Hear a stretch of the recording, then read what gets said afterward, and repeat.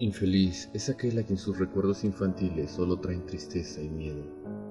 Desgraciado aquel que vuelve la mirada hacia horas solitarias en vastos y lúgubres recintos de cortinados marrones y alucinantes hileras de antiguos volúmenes, o hacia pavorosas vigilias a la sombra de árboles descomunales y grotescos, cargados de enredaderas, que agitan silenciosamente en las alturas sus ramas retorcidas. Tal es lo que los dioses me destinaron. A mí, el aturdido, el frustrado, el estéril, el arruinado. Sin embargo, me siento extrañamente satisfecho y me aferro con desesperación a esos recuerdos marchitos cada vez que mi mente amenaza con ir más allá, hacia el otro. No sé dónde nací, salvo que el castillo era infinitamente horrible, lleno de pasadillos oscuros y con altos cielos rasos donde la mirada solo halla telarañas y sombras.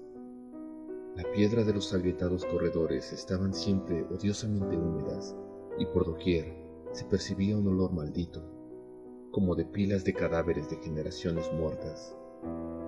Jamás había luz, por lo que solía encender velas y quedarme mirándolas fijamente en busca de alivio.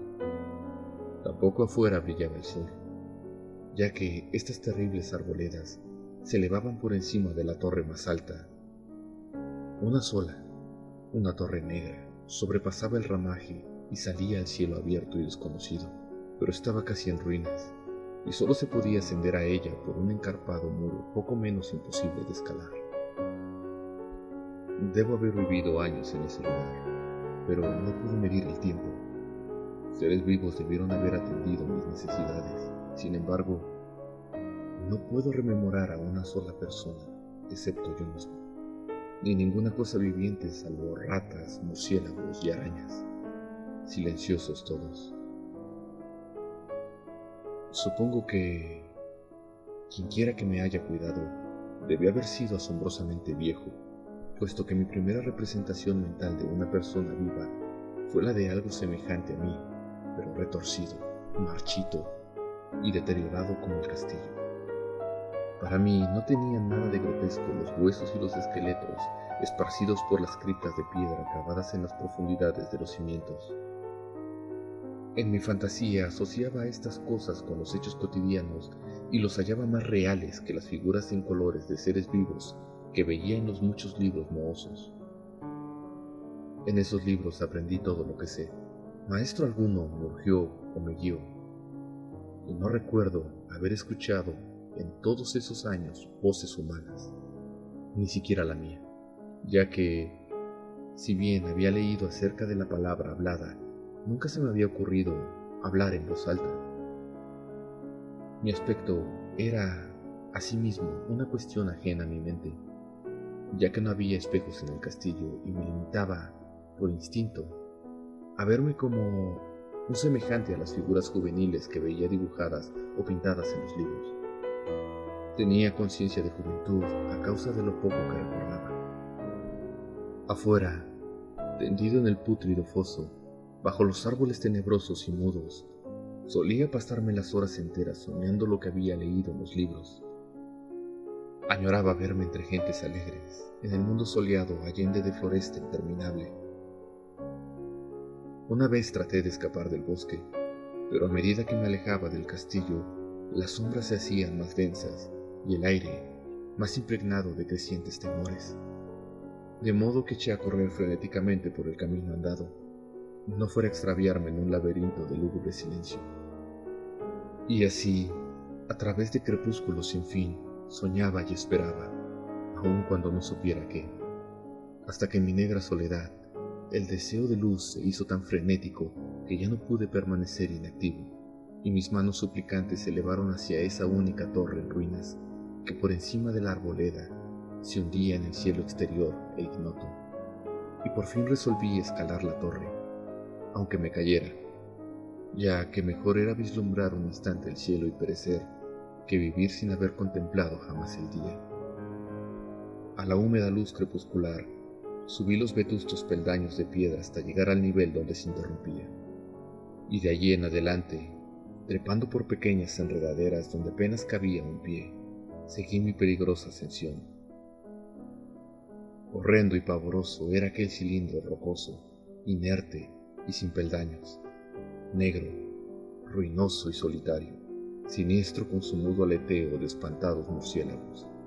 Pero más horrenda aún era la lentitud de mi avance, ya que por más que trepase, las tinieblas que me envolvían no se disipaban, y un frío nuevo, como de moho venerable y embrujado, me invadió. Tiritando de frío me preguntaba por qué no llegaba la claridad y, de haberme atrevido, habría mirado hacia abajo. Se me antojó que la noche había caído de pronto sobre mí, y en vano tenté con la mano libre en busca del antetecho de alguna ventana por la cual espiar hacia afuera y arriba y calcular a qué altura me encontraba. De pronto, al cabo de una interminable y espantosa ascensión a ciegas por aquel precipicio cóncavo y desesperado, sentí que la cabeza tocaba algo sólido. Supe entonces que debía de haber ganado la terraza o, cuando menos, alguna clase de piso. Alcé la mano libre y, en la oscuridad, palpé un obstáculo. Descubrí que era de piedra e inamovible. Luego vino un mortal rodeo a la torre, aferrándome de cualquier soporte que su viscosa pared pudiera ofrecer, hasta que finalmente mi mano, tanteando siempre, halló un punto donde la valla cedía y reanudé la marcha hacia arriba, empujando la losa o puerta con la cabeza, ya que utilizaba ambas manos en mi cauteloso avance. Arriba no apareció luz alguna y, a medida que mis manos iban más y más alto, supe que por el momento mi ascensión había terminado, ya que la puerta daba a una abertura que conducía a una superficie plana de piedra, de mayor circunferencia que la torre inferior, sin duda, el piso de alguna elevada y espaciosa cámara de observación. Me deslicé sigilosamente por el recinto tratando que la pesada losa no volviera a su lugar, pero fracasé en mi intento. Mientras yacía exhausto sobre el piso de piedra, oí el alucinante eco de su caída, pero con todo tuve la esperanza de volver a levantarla cuando fuese necesario.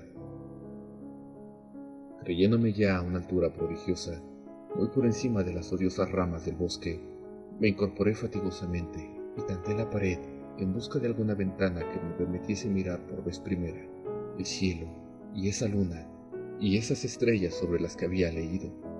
Pero ambas manos me decepcionaron, ya que todo cuanto hallé fueron amplias estanterías de mármol cubiertas de aborrecibles cajas oblongas de inquietante dimensión. Más reflexionaba y más me preguntaba qué extraños secretos podía albergar aquel alto recinto construido a tan inmensa distancia del castillo subyacente.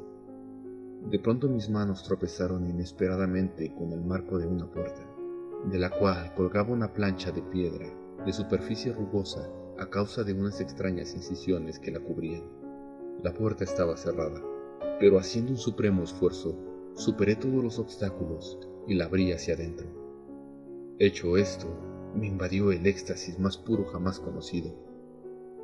A través de una ornamenta verja de hierro y en el extremo de una corta escalinata de piedra que ascendía desde la puerta recién descubierta, brillando plácidamente en todo su esplendor, estaba la luna llena, a la que nunca había visto antes, salvo en sueños y en vagas visiones que no me atrevería a llamar recuerdos. Seguro ahora de que había alcanzado la cima del castillo, subí rápidamente los pocos peldaños que me separaban de la verja, pero en eso una nube tapó la luna haciéndome tropezar, y en la oscuridad tuve que avanzar con mayor lentitud. Estaba todavía muy oscuro cuando llegué a la verja, que hallé abierta tras un cuidadoso examen, pero que no quise trasponer por temor a precipitarme desde la increíble altura que había alcanzado. Luego volvió a salir la luna. De todos los impactos imaginables, ninguno tan demoníaco como el de lo insondable y grotescamente inconcebible. Nada de lo soportado antes podía compararse al terror de lo que ahora estaba viviendo, de las extraordinarias maravillas que el espectáculo implicaba. El panorama en sí era tan simple como asombroso, ya que consistía meramente en esto: en lugar de una impresionante perspectiva de copas de árboles vistas desde una altura imponente, se extendía a mi alrededor, al mismo nivel de la verja, nada menos que la tierra firme, separada en compartimentos diversos por medio de lajas de mármol y columnas. y sombreada por una antigua iglesia de piedra cuyo devastado capitel brillaba fantasmagóricamente a la luz de la luna. Medio inconsciente, abrí la verja y avancé, bambaleándome por la senda de grava blanca que se extendía en dos direcciones. Por aturdida y caótica que estuviera mi mente, persistía en ella ese frenético anhelo de luz. Ni siquiera el pasmoso descubrimiento de momentos antes podía detenerme. No sabía, ni me importaba, si mi experiencia era locura, enajenación o magia, pero estaba resuelto a ir en pos de luminosidad y alegría a toda costa. No sabía quién o qué era yo, ni cuáles podían ser mi ámbito y mis circunstancias. Sin embargo, a medida que proseguía mi tambaleante marcha, se insinuaba en mí una especie de tímido recuerdo latente que hacía mi avance no del todo fortuito, sin rumbo fijo por campo abierto. Unas veces sin perder de vista el camino, otras abandonándolo para internarme, lleno de curiosidad, por praderas en las que solo alguna ruina ocasional revelaba la presencia, en tiempos remotos, de una senda olvidada. En un momento dado, tuve que cruzar a nado un rápido río cuyos restos de mampostería agrietada y mohosa hablaban de un puente mucho tiempo atrás desaparecido. Habían transcurrido más de 2 horas cuando llegué a lo que aparentemente era mi meta, un venerable castillo cubierto de hiedras, enclavado en un gran parque de espesa arboleda, de alucinante familiaridad para mí, y sin embargo, lleno de intrigantes novedades. Vi que el foso había sido rellenado y que varias de las torres que yo bien conocía estaban demolidas, al mismo tiempo que se erguían nuevas alas que confundían al espectador. Pero lo que observé con el máximo interés y deleite fueron las ventanas abiertas, inundadas de esplendosa claridad, y que enviaban al exterior ecos de las más alegres francachelas. Adelantándome hacia una de ellas, miré al interior y vi un grupo de personas extrañamente vestidas, que departían entre sí con alegría jarana. Como jamás había oído la voz humana, apenas si podía adivinar vagamente lo que se decían. Algunas caras tenían expresiones que despertaban en mí remotísimos recuerdos, otras me eran absolutamente ajenas. Salté por la ventana y me introduje en la habitación brillantemente iluminada, a la vez que mi mente saltaba del único instante de esperanza al más negro de los desalientos. La pesadilla no tardó en venir, ya que, no bien entré, se produjo una de las más aterradoras reacciones que hubiera podido concebir. No había terminado de cruzar el umbral cuando cundió en todos los presentes el inesperado y súbito pavor, de horrible intensidad, que distorsionaba los rostros y arrancaba de todas las gargantas los chillidos más espantosos. El desbande fue general. Ya en medio del griterío y del pánico, varios sufrieron desmayos, siendo arrastrados por los que huían enloquecidos. Muchos se taparon los ojos con las manos y corrían a ciegas, llevándose todo por delante, derribando los muebles y dándose con las paredes en su desesperado intento de ganar alguna de las numerosas puertas. Solo y aturdido en el brillante recinto, escuchando los ecos cada vez más apagados de aquellos espeluznantes gritos, comencé a temblar pensando qué podía ser aquello que me acechaba sin que yo lo viera. A primera vista, el lugar parecía vacío, pero cuando me dirigí a una de las alcobas creí detectar una presencia. Un amago de movimiento del otro lado del arco dorado que conducía a otra habitación, similar a la primera. A medida que me aproximaba a la arcada comencé a percibir la presencia con más nitidez, y luego, con el primero y último sonido que jamás emití, un aullido horrendo que me repugnó casi tanto como su morbosa causa.